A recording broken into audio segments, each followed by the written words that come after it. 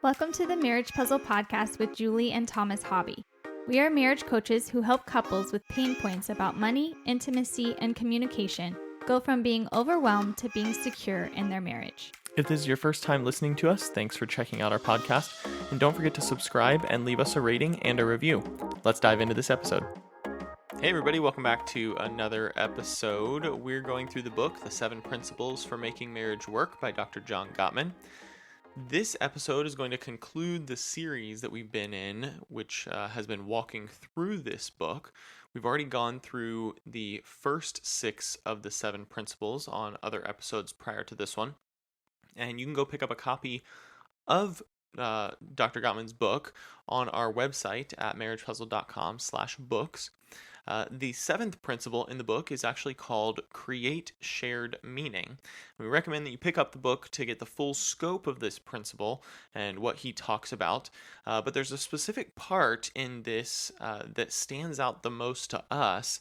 And that is what the culture of your marriage is and how you can create or build it. So we're talking about marriage culture here. Yeah, when you think of culture, you probably think of a specific, area of the world or food or that kind of culture of people group. But we want to ask you, what's the culture, or maybe another word for that would be rhythm. What's the culture or rhythm of your marriage? What areas of your marriage do you hold in high value, and what rhythms and routines are always there, and why do they mean so much to you to keep them in place? So stuff to sit and ponder and discuss with your spouse throughout this episode. Yeah, Dr. Gottman refers to this as the rituals of connection, and he kind of defines that as a structured event or routine that you each enjoy and depend on, and that both reflects and reinforces your sense of togetherness. So there are some examples of this could be, like how your holiday traditions, what you do for those, how regularly you have sex as a couple, and what your vacations are, when you go on vacation, where you go, different things like that. So those examples might be just kind of stuff you still need to discuss. What are those rhythms and routines in those areas? But they're going to maybe look different every year, every month, every week. But something interesting that is in this book that Dr. Gottman studied some couples after they went through like seminars and learned about these 7 principles. He kind of followed some of them to see what worked, who actually put them into place and what did they do to make them work. And he discovered something that then he coined the magic 6 hours. And the couples who had strengthened their marriage after learning the 7 principles actually sat down and discussed how they were going to implement these and how much time each week they were going to put toward that to build connection in their marriage. And that is then now the culture and rhythm of their relationship.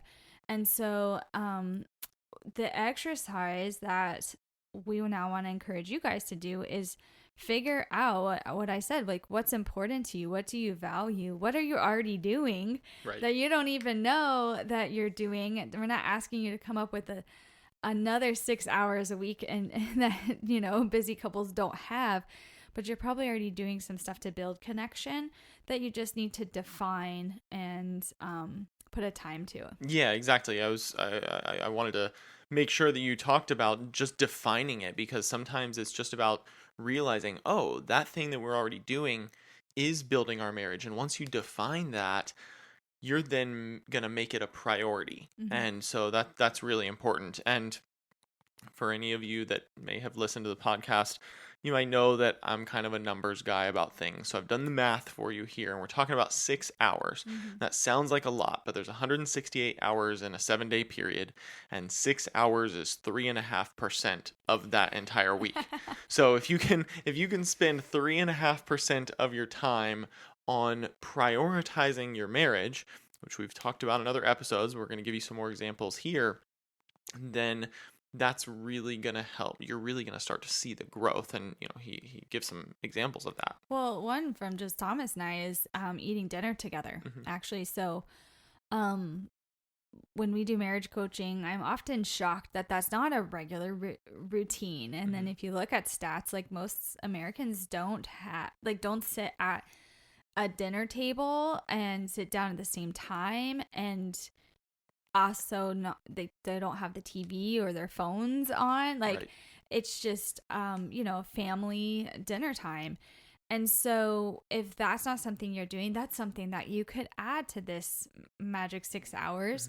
And so if you're not doing it, I'm not saying do it 7 nights a week. Yeah. Like our rhythm. Don't go from 0 to 7. Yeah. Like we build in once a week, we do sit in front of the TV and we do a family movie night with, TV trays and pizza.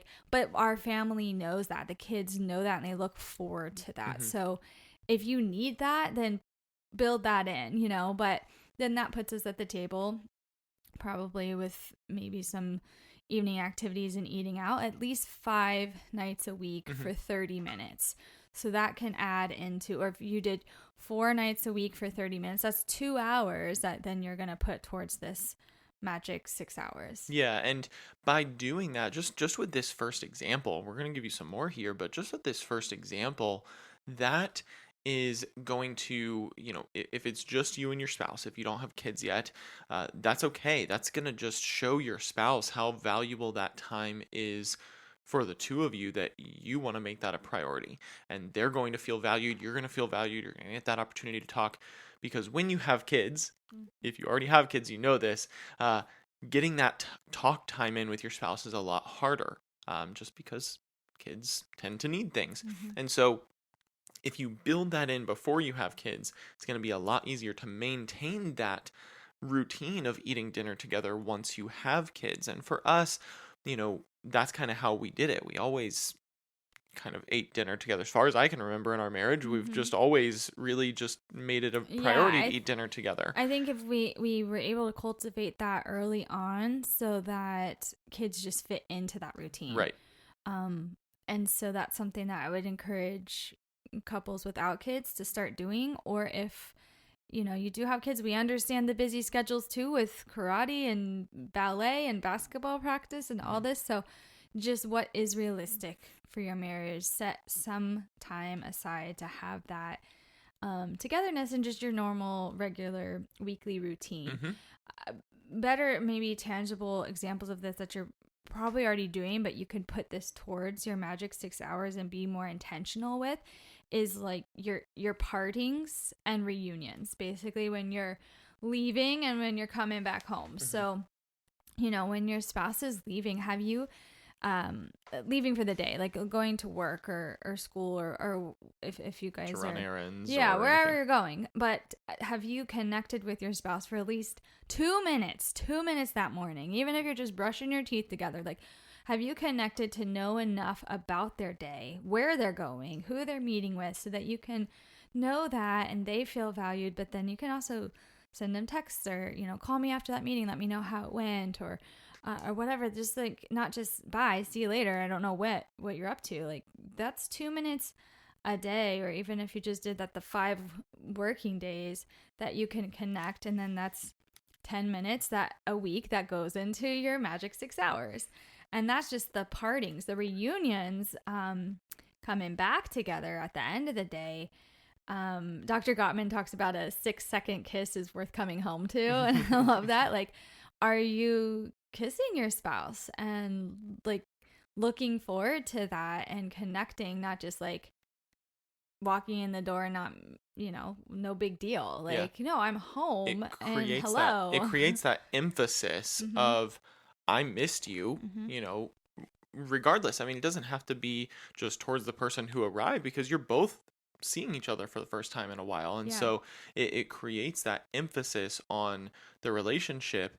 And, when we read that about the 6-second kiss, I was like, that's interesting. I thought that's a long time, but it's really not. So we're talking about 6 seconds, I mean, it's a long time, but for a kiss, but it really shows that emphasis. And if you started having a 6-second kiss every day when you reunited together towards the end of your day, how much more is that going to lead into, how often you have sex, like we talked about towards the beginning Yeah. of this episode, like just having that affection and, Even more of an embrace than just a peck. So, Yeah. but what are you going to value? What are you going to work on? And giving, that turn into 60 seconds, not just a kiss, but embrace and Yeah. connecting when you're back together. Mm-hmm. Affection could be something that you list that you're going to put in these magic 6 hours. So like Thomas and I, we always kiss goodnight. Mm-hmm. So I didn't think about that as part of our, magic 6 hours. So I read this. I'm like, that's just a natural routine. But even if I happen to go to bed before him, like we say goodnight, and then like it's still like the last person, our rule is like the last person to get in bed is the one to come over to the other person and give them a kiss. And yeah, that's just so important. So think about your embraces and your kisses and affection. Other routines, a weekly date. We've talked about this before too. We have monthly date night templates and a weekly date night templates on our website that you can get in and put in. And so, but we're talking about a weekly, like magic 6 hours. So what's the weekly date look like? Right. That doesn't have to be going out or uber romantic. That can be a dessert after the kids go to bed or watch a movie, whatever you're going to have in your weekly rhythm, to put like 2 hours once a week to work on your connection.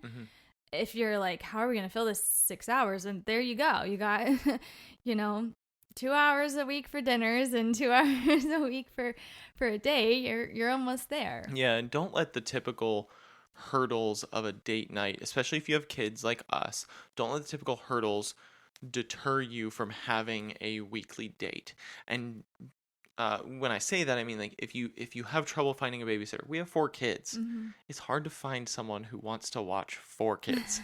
Like, if we're being honest, it's difficult to do, lot. or by themselves. that's or that won't charge an arm and a leg, because you get charged by the kid these days. And so we didn't know that when we kept having kids, that our babysitting costs are going to keep going up. But, don't let those typical things deter you. You can still have a date night after the kids go to bed. Just make it fun. Like you said, have a special dessert. Order DoorDash from a dessert place that's nearby, and just make it fun and special, and devote that time and emphasize that time. Don't just fall into your same normal routine, and do the same thing you would do every night. Emphasize it and make it a little bit different. That's what's going to make it fall into this 6 hours as working on your marriage. If you're just sitting on the couch watching your normal shows or on your own individual phones, that's not emphasizing your marriage. That's just being roommates. Yeah, and I think that's the point of this exercise too, is don't just listen to this episode cool and say, cool, that's a great idea, I should probably do that. Your spouse doesn't know that then, unless you listen to this together, which I don't think is what people are doing. If you're on the go, like we say, send this to your spouse and say, hey, let's set aside some time and let's talk about this. Let's run through our routine. What do we value? What are we already doing? What do we need to add to better our connection? And then you're going to name it and define it as much as you can. You're going to put how many times a week you're going to do. It doesn't have to be every day. Write it down. Write all this down. Does it have to be 7 days a week? Is it 2 days a week? Is it 5 days a week? For 2 minutes, 10 minutes, or an hour? What is it? And then that grand total will add up to 6 hours. And then you're kind of like agreeing to that and holding each other accountable, but hopefully in the like most fun way. Yeah. It's not a chore or to-do list. It's like, we're going to do this to better our marriage and build our connection. How exciting.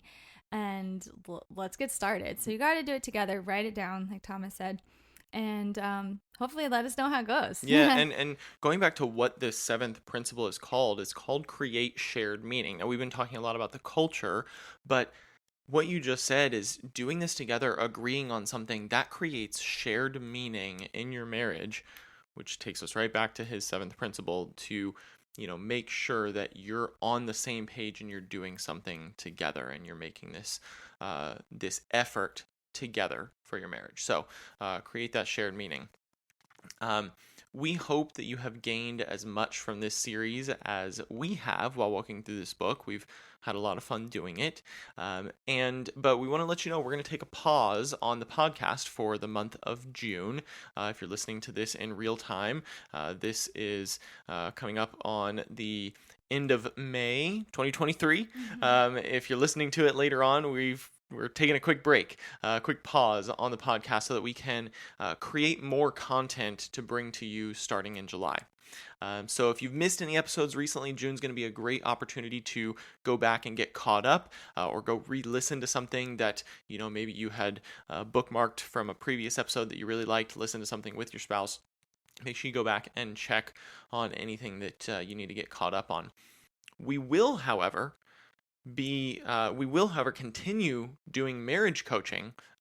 So make sure you go check out our website at marriagepuzzle.com and schedule a discovery call with us, because we would love the opportunity to work with you personally rather than just kind of talking at you through the microphone. So we'd love to get to know some of you in that way and help you out. So of course, make sure you're subscribed to the podcast so you get notifications when each episode releases and when we get back in July. And make sure you follow us on social media at Marriage Puzzle. Have a great week. We'll see you soon.